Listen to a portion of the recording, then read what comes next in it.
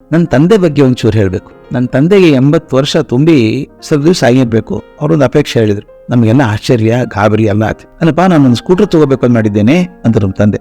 Scooter ಯಾಕೆ, car ಇದೆಯಲ್ಲ ಅಂತ ಕೇಳಿದ್ವಿ ನಾವು. ನೋಡು, ನಮ್ಗೆ ಸಾಯಂಕಾಲ ದೇವಸ್ಥಾನಕ್ಕೆ ಹೋಗಿ ಬರೋದಕ್ಕೆ ಮತ್ತೆ ಯಾರ ಮನೆಗಾದ್ರೂ ಹೋಗಿ ಬರೋದಕ್ಕೆ ಅನುಕೂಲ ಆಗುತ್ತೆ. ನಾ ಸ್ವತಂತ್ರವಾಗಿ ಇರ್ಬೇಕಪ್ಪ. ಅವ್ ಕಾರ್ ಡ್ರೈವರು ಬರೋದು ನನಗೋಸ್ಕರ ಕಾಯ್ಕೊಂಡಿರೋ ಹೊರಗಡೆ ನನಗಿಷ್ಟ ಇಲ್ಲ ಅಂದ್ರು. ಅವ್ರು ತೀರ್ಮಾನ ಮಾಡೇ ಬಿಟ್ಟಿದ್ರು. ಆದ್ರೆ ಆ ವಯಸ್ಸಿಗೆ ಸ್ಕೂಟರ್ ತಗೋಬೇಕು ಅಂದ್ರೆ ಕಷ್ಟ, ಕೊಡ್ಸಲ್ಲ, ಪರ್ಮಿಷನ್ ಕೊಡಲ್ಲ. ಅವ್ರು ನನ್ನ ಹೆಸರಿಗೆ ತಗೊಂಡೆ. ಅವ್ರು ತಮಾಷೆ ಮಾಡಿದೆ, ಅಣ್ಣ 80 ವರ್ಷಕ್ಕೆ ಸ್ಕೂಟರ್ ತಗೊಂಡು ಪ್ರಪಂಚದ ಮೊದಲ ವ್ಯಕ್ತಿ ಅಂತ ಹೆಸರು ದಾಖಲೆ ಆದ್ರೂ ಆಶ್ಚರ್ಯ ಇಲ್ಲ ನಿಂದು ಅಂದೆ. ಹೌದಾ, ಆದ್ರೆ ಆಗ್ಲಿ ಬಿಡು, ದಾಖಲೆ ಆಗ್ಲಿ ಅಂದ್ರು. ಸುಮಾರು 3 ವರ್ಷ ಅವ್ರ ಸ್ಕೂಟರ್ನ ಚೆನ್ನಾಗಿ ಬೆಳೆಸಿದ್ರು. ಅವ್ರ ಸ್ಕೂಟರ್ ಹೋಗೋದನ್ನ ನೋಡಿ ತರುಣರು ಕೂಡ ಬೆರಗಪಟ್ಟದುಂಟು. ನಾವೇ ಅವ್ರು ಹೇಳಿದ್ವಿ, ಅಣ್ಣ ಸ್ಕೂಟರ್ ಬಳಸೋದು ಬೇಡ. ಈಗ ತರುಣರಿಗೆ ದ್ವಿಚಕ್ರ ವಾಹನ ಓಡಿಸೋದು ಅಪಾಯಕಾರಿ, ಬೆಂಗಳೂರು ಅಂತ ಊರಲ್ಲಿ ಅಪಾಯಕ್ಕೆ ಸಿಕ್ಕಾಕೊಳ್ಳೋದು ಬೇಡ ಅಂದೆ.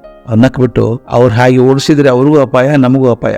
ನಾನು ಹಾಗೆ ಓಡಿಸೋದಿಲ್ಲಲ್ಲ, ಸರಿಯಾಗಿ ಓಡಿಸ್ತೇನೆ ಅಂದ್ರು. ಆದ್ರೂ ನಮ್ಮ ಮಾತಿಗೆ ಒಪ್ಪಿ ಸ್ಕೂಟರ್ ಓಡಿಸೋದು ನಿಲ್ಸಿದ್ರು. ಒಂದ್ ದಿವಸ ಸಂಜೆ ಮಾತಾಡ್ತಾ ಕೂತಾಗ, ನಾನು ಯಾವ್ದಾದ್ರು ಕೆಲಸ ಹುಡ್ಕೊಳ್ಬೇಕೋ, ಹೊತ್ತು ಹೋಗೋದು ಕಷ್ಟ, ನೀನ್ ಯಾವ್ದೋ ಒಂದು ಕೆಲಸ ಕೊಡಿಸು, ಚೆನ್ನಾಗಿ ಮಾಡ್ತೇನೆ ಅಂದ್ರು. ಅಂದ್ರೆ ಅಣ್ಣ, ಅಷ್ಟು ವರ್ಷ ಕೆಲಸ ಮಾಡಿ ಸಾಕಾಗಿಲ್ವಾ? ಆರಾಮಾಗಿರು, ಅತ್ಯಂತ ಎತ್ತರದ ಹುದ್ದೆಗಿದ್ದೆ, ನೀನು ಚೆನ್ನಾಗಿದ್ದೆ, ಯಾಕೆ ಮಾಡಿದೆ ಕೆಲಸ, ಸಾಕ್ಬಿಡು ಅಂದೆ. ನಾನ್ ಹೇಳಿದೆ, ಅಣ್ಣ ಒಂದ್ ಕೆಲಸ ಮಾಡು, ನಿನಗೆ ಬೇಜಾರಾದ್ರೆ ಮನೆ ಹತ್ರ ಪಾರ್ಕ್ ಇದೆ, ಆ ಪಾರ್ಕಿಗೂ ಸಾಯಂಕಾಲ ಸಾಕಷ್ಟು ಜನ ತಿರುಗಾಡಕ್ ಬಂದಿರ್ತಾರೆ, ನಿಮ್ಗೆ ಸ್ನೇಹ ಆಗ್ತದೆ, ಅವ್ರ ಸ್ವಲ್ಪ ಮಾತಾಡದ ಹೊತ್ತು ಹೋಗ್ತದೆ ಅಂದೆ. ಅವ್ರ ಉತ್ತರ ಬಹಳ ಆಶ್ಚರ್ಯ ತಂತು ನನಗೆ. ಅವ್ರ ಏನ್ ಉತ್ತರ ಕೊಟ್ಟರು ಗೊತ್ತಾ? ಚೇಚೆ, ಅಲ್ಲೇನ್ ಹೋಗೋದು, ಅಲ್ಲಿ ಬರೀ ಒಂದು 50-60 ವರ್ಷ ಮುದುಕರು ಬಂದಿರ್ತಾರೆ, ಕೆಲವರು ಪೆನ್ಷನ್ ಆದವ್ರು ಬಂದಿರ್ತಾರೆ, ಅಲ್ಲಿ ಕಟ್ಟೆ ಮೇಲೆ ಕೂತ್ ಖಾಲಿ ಹರಟೆ ಹೊಡಿತಾರೆ, ಕೆಲ್ಸಕ್ಕೆ ಬರಲಾರ್ದು ಹರಟೆ, ನನಗೇನ್ ಕೆಲಸ ಅವ್ರ ಜೊತೆಗೆ ಅಂದ್ರು. ನಮ್ಗೆಲ್ಲ ಭಾರಿ ನಗು ಬಂತು. ಇವರಿಗೆ 84 ವರ್ಷ ವಯಸ್ಸು, 60 ವರ್ಷದವ್ರನ್ನ ಮುದುಕರು ಅಂತ ಕರೀತಾರೆ. ತಮಗೆ ಅವ್ರಿಗಿಂತ ಹೆಚ್ಚು ವಯಸ್ಸಾಗಿದೆ ಅಂತ ಕಲ್ಪನೆನೇ ಬರಲಿಲ್ಲ ಅವ್ರಿಗೆ. ಆಗ ತಕ್ಷಣ ಅನಿಸ್ತು ನನಗೆ, ವಯಸ್ಸು ದೇಹಕ್ಕಾಗ್ತದೆ, ಮನಸ್ಸಿಗಲ್ಲ.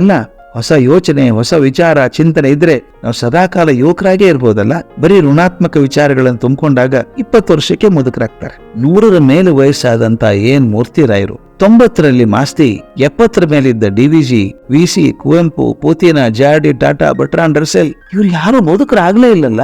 ನನಗೆ ಆಶ್ಚರ್ಯ ಅನ್ಸಲ್ವಾ? ಮುದುಕಲಾಗ್ಲೇ ಇಲ್ಲ, ನಾವು ತರುಣರಾಗೆ ಬದುಕಿ ಬೆಳಕು ತೋರಿಸಿದ್ರು. ಅದರಿಂದ ನಾವೆಷ್ಟೋ ಜನ ಅಂತಾರೆ, ನಮ್ಗೆ ವಯಸ್ಸಾಯ್ತಪ್ಪ, ಏನ ಹಿಂಗಿರ್ಬೇಕು ಅನ್ನೋದು.